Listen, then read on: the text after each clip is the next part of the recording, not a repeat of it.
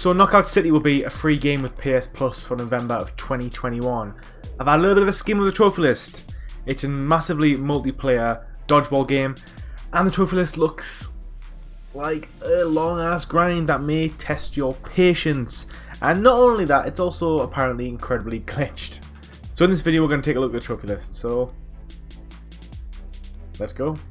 Okay guys, so here we have the trophy list for Knockout City on the PlayStation 4. This game will be being released on PlayStation 5 as well, which will have a separate trophy list. But at the moment, I want to talk about the PlayStation 4 one because no one's earned any of the trophies on PlayStation 5, so it seems redundant to use that as the main trophy list we're going to be looking at today.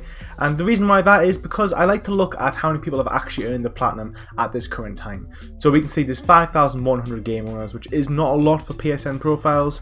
Obviously a lot more people actually own this game, but the amount of trophy hunters who own it is only 5,000. And of those 5,000, almost 300 people have earned the Platinum trophy, coming in at a 5.66% rarity, which is pretty low. It's pretty low. Anything lower than like 10%, there's something about the game which has made it challenging for most gamers. So on that, what I would like to do is I'm going to rearrange the trophies from ultra rare first, so we can see which ones are going to be the hardest. Actually, the other way around, the easiest ones first. So let's start with the easiest, the most common trophies, the ones that everybody's earning.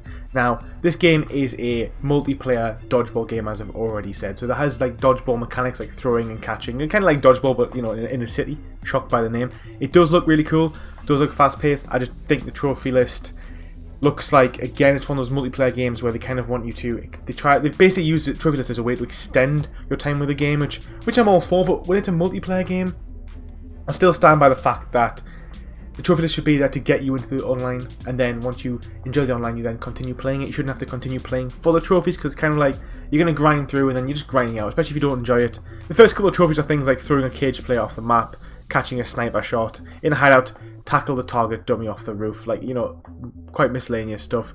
Easy stuff. Score 3 hits with a multiple ball in quick succession.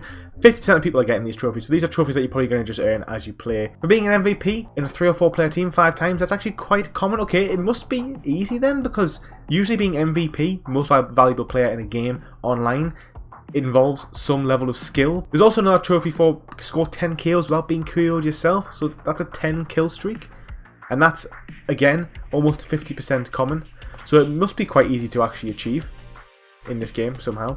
We've got some trophies for earning XP, completing training levels, which are easy enough. Win a match without being KO'd, again, quite a common trophy. So if you kind of just hide about, get a KO and just hide in the corner, you can get that trophy.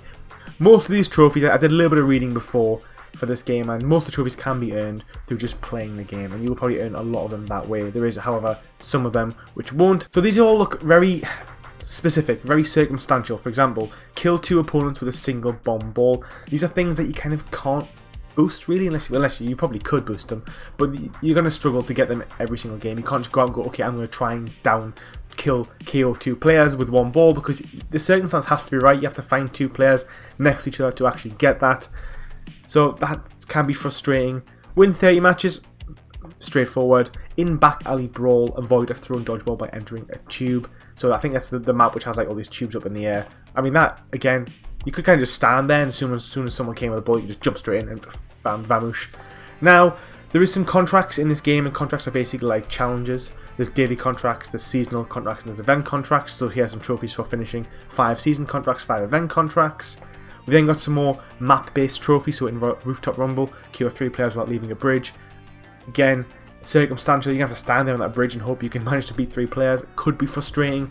Garbage disposal in Galaxy Burger, fall through a trash chute. Some of these sound really easy, and some of them sound like very circumstantial, very kind of, you're going to have to hope that this certain thing happens in a certain way for you.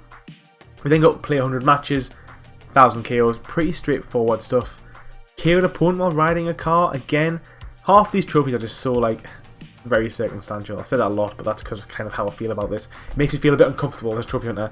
I don't like trophy lists where I have to hopefully depend on other players doing certain things, because that kind of means you can't. It's not even skill based, it's not time based, it's you've got to hope someone else does something else so you can get the trophy. That's not ideal at all. Catch 1,000 dodgeballs. That sounds time consuming. Yes, I understand you can't catch them as they're thrown to you, but nonetheless, that would take some time. Definitely take some time. I can't imagine you catching more than 1 or 2 balls per game. So we're looking at minimum 100 games here anyway, and I've read that each game is about 10 minutes. So if you manage to get everything in your first 100 games, it wouldn't take that long, but I can't see it being the case. Win a match without throwing a single dodgeball. So you basically got to coast. Complete 100 contracts. Now this applies to daily contracts, and I know that because I watched a few videos on this. And you get 3 daily contracts a day, which means that you pretty much got to play this game for an entire month. So bear that in mind as well. It's a case of jumping on for an hour, 2 hours every single day, which is kind of frustrating, especially because it's glitched trophies. Half these trophies aren't going to pop for you anyway. Will it get patched? I can't see it being patched. We then got some more contracts, some outfits, winning matches with outfits on, earning XP, and the rarest trophies are 1,000 KO assists, 100 daily contracts, travel 100k in ball form, and then the platinum trophy. So 1,000 KO assists. That'll be even harder than the actual KOs. Clearly it is, by the rarity of the trophy list of that trophy. Daily contracts, again, is what I said, you use only 3 a day, so you're looking at like 34 days of playing if you manage to do all 3 daily contracts. Ball form is basically where you can roll, and there's certain maps where you can like use the shoots to get extra distance. But nonetheless, it's going to take you like 5 to 6 to 7 hours to grind that trophy out alone, as what I've read. Shout out to Wheaty YT, I've watched one of his videos to get a bit of information before I started this video. So,